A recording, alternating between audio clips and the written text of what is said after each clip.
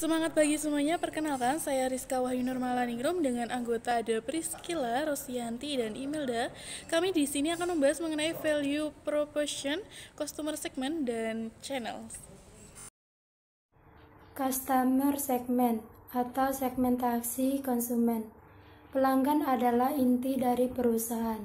Perusahaan dapat hidup dan berkembang karena mempunyai pelanggan-pelanggan yang memberikan keuntungan bagi perusahaan.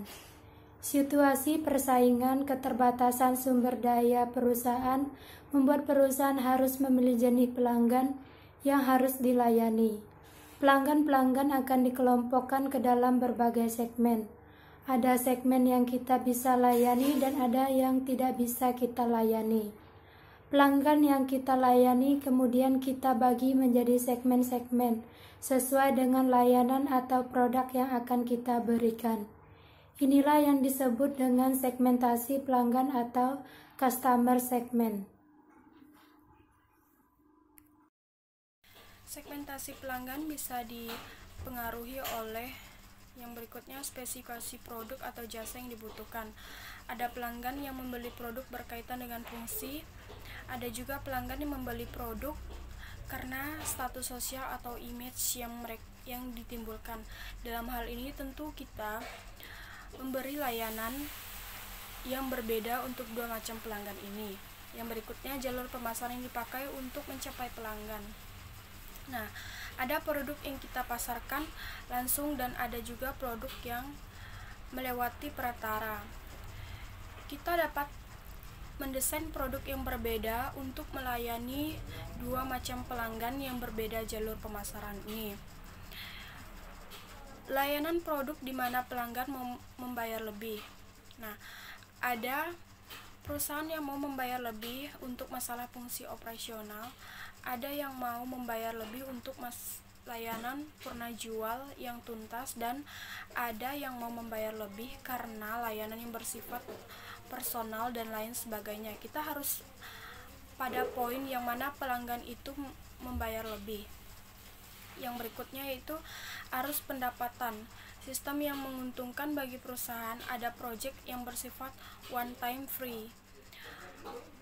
Ada project yang bersifat langganan. Perusahaan harus dapat menganalisa mana project yang lebih menguntungkan perusahaan dan kemudian membuat segmentasi berdasarkan revenue stream ini.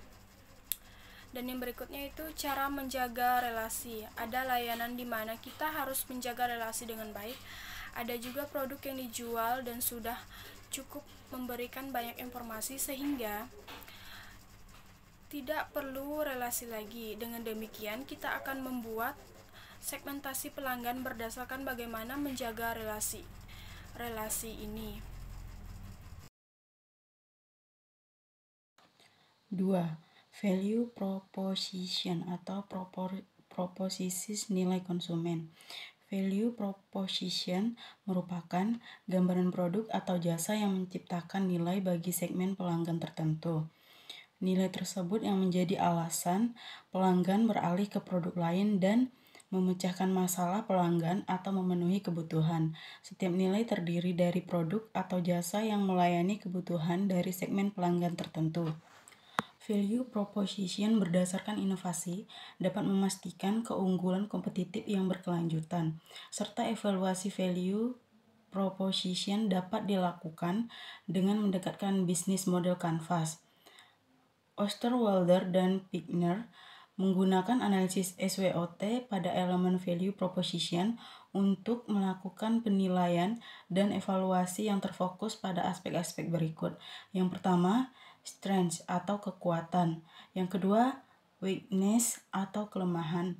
Yang ketiga, opportunity atau peluang. Yang keempat, threat atau ancaman. Channel atau saluran adalah bagaimana Anda bisa menyampaikan produk Anda sampai kepada konsumen. Di sini ada beberapa tingkatan. Yang pertama ada saluran 0, tingkat atau saluran pemasaran langsung, zero level channel. Produsen menjual langsung kepada konsumen. Yang kedua ada saluran satu tingkat, one level channel.